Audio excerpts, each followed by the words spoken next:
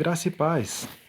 Hoje a nossa leitura encontra-se na segunda carta de Pedro, no capítulo 2, que diz assim: Assim como no meio do povo surgiram falsos profetas, assim também haverá entre vós falsos mestres, os quais introduzirão dissimuladamente heresias destruidoras, até ao ponto de renegarem o soberano Senhor que os resgatou, trazendo sobre si mesmos repentina destruição. E muitos seguirão as suas práticas libertinas, e por causa deles será infamado o caminho da verdade. Também, movidos por avareza, farão comércio de vós, com palavras fictícias. Para eles, o juízo lavrado a longo tempo não tarda, e a sua destruição não dorme. Felizmente, esse versículo ali termina dizendo que haverá um juízo para esses falsos mestres. Mas ao longo da história, esses falsos mestres eles têm cada vez mais aumentado e se introduziram cada vez mais no meio da igreja. Hoje é praticamente visível isso para quem lê as Escrituras, mas tendo em vista que uma boa parte dos cristãos não lê as Escrituras, não tem um contato diário com a Bíblia, essas heresias se tornaram normais, comuns, se tornaram ensinos bíblicos. Eles pegam um trecho bíblico, ensinam ao seu bel prazer, distorcem a palavra. E, infelizmente, esses são os verdadeiros desviados. Esses são os que verdadeiros se desviaram da verdade. Porque toda vez que a Bíblia cita pessoas que se desviaram, cita pessoas que estão dentro da comunidade cristã, dentro do povo cristão, que estão ali no meio, mas se desviaram da verdade, ensinando outros ensinos, usando as escrituras para ensinar o seu bel prazer. Infelizmente, só há um jeito, um único jeito de resolver esse problema dentro das igrejas. E eu digo infelizmente, porque não é algo que todo mundo quer fazer. Só há um jeito, e esse jeito é fazer como os bereanos fizeram. O que os bereanos fizeram? Eles simplesmente confrontaram aquilo que recebiam com aquilo que estava escrito.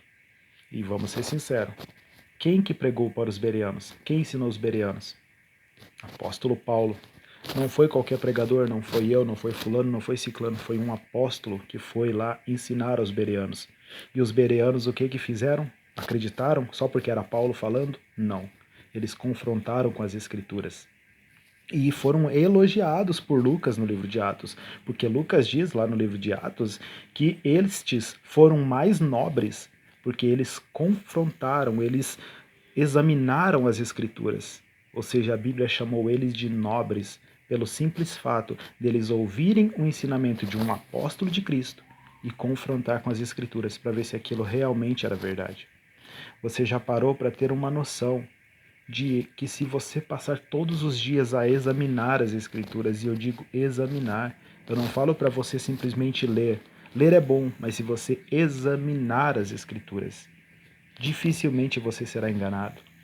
Dificilmente virá alguém na sua igreja e pregará uma heresia e você aceitará aquilo.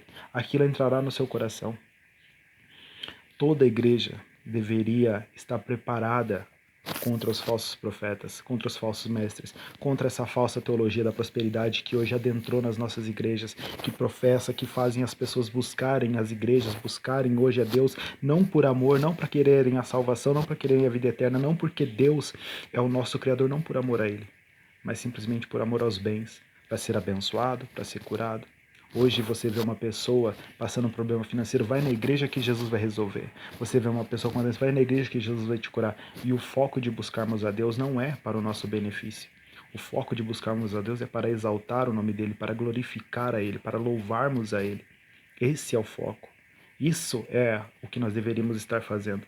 Mas hoje o foco foi tirado por conta do quê? De uma falsa teologia, teologia da prosperidade, teologia da libertação, que traz outros ensinos também totalmente distorcidos. Eles pegam trechos bíblicos e começam a ensinar loucuras, assim como a teologia da prosperidade. Agora a moda, teologia coach misturada com a teologia da prosperidade. Você acha que igrejas vão crescer na graça e no conhecimento recebendo este tipo de ensino? Você acha que os cristãos que ali frequentam, ali estão, crescerão na graça e no conhecimento recebendo esse tipo de ensino? Dificilmente. Eu acredito que não. Se você não pegar a tua Bíblia, se você não pegar, sentar todos os dias, tirar um tempo para meditar, para buscar conhecer a história, para buscar conhecer o porquê que tal autor escreveu isso, por que Paulo escreveu para os Filipenses, quando escreveu, qual era a situação daquela igreja, o que estava acontecendo, por que precisou ele escrever, qual foi o intuito, onde ele estava quando escreveu, tudo isso deve ser analisado. Não é simplesmente alguém vir na tua igreja pregar e você receber aquela palavra. Não, você tem que confrontar, você tem que examinar, você tem que buscar. É só assim que as heresias cairão por terra. Uma igreja que estuda, uma igreja onde os fiéis sentam, examinam as escrituras. Não é qualquer um que sobe no púlpito para pregar. Não é qualquer um que recebe oportunidade, porque aquela igreja é vacinada, aquela igreja ela está preparada para receber alimento sólido, como diz lá em Hebreus 5. Ela está preparada para receber alimento que vai cada vez mais fazer ela crescer, cada vez mais ela ser edificada. Agora, uma igreja que não lê, uma igreja que não busca conhecimento, é uma igreja que ainda está no ralo, que ainda está no básicozinho, está ali naquela, naquela base, não saiu da base, dos princípios rudimentares.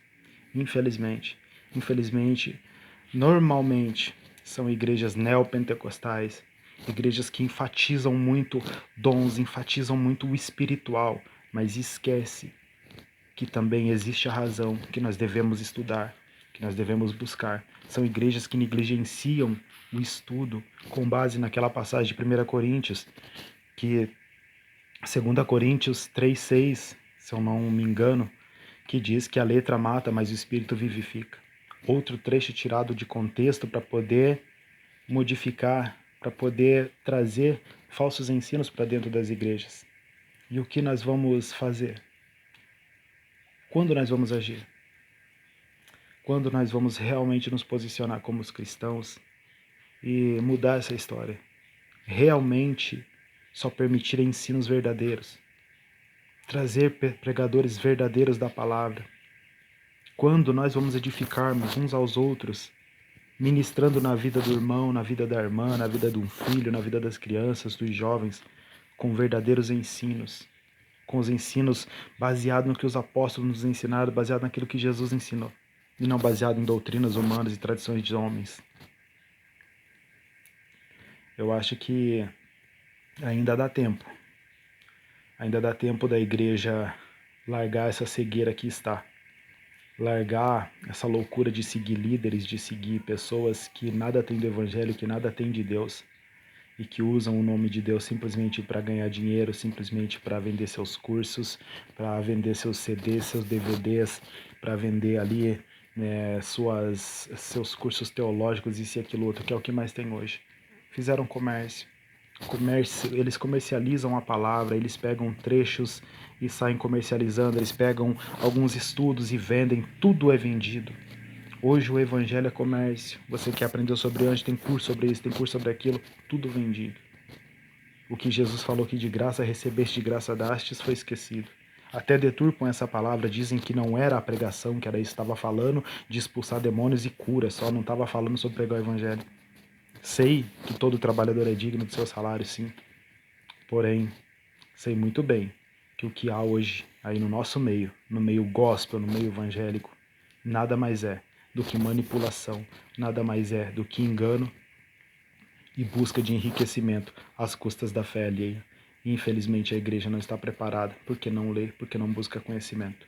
O meu conselho para você é: seja como os bereanos, seja nobre, busque conhecimento, leia as escrituras, leia, tire 1 hora e meia por dia, foque nisso, leia, busque conhecimento. Não é somente para você não ser enganado, até para você crescer cada vez mais na graça e no conhecimento de Cristo. Vai ser benéfico para você, para os seus filhos, para sua família, para sua casa. Vai ser benéfico para todo mundo. Ninguém vai destruir tua família com o ensino, ninguém vai destruir a mente dos teus filhos, ninguém vai destruir a sua mente, ninguém vai destruir a sua igreja, ninguém vai chegar com ensinos falsos de teologias humanas. Se você buscar crescer no conhecimento, se você buscar estudar, você vai ver a glória de Deus descendo sobre sua vida, você vai ver o quão poderoso é o Evangelho, e você vai ver. E você vai saber discernir o bem e o mal, você vai ter discernimentos de espírito, e você vai conseguir compreender quando estão fazendo uma lavagem cerebral em você e na sua comunidade cristã. Medite nas Escrituras, busque conhecimento. Fiquem em paz e que Deus vos abençoe.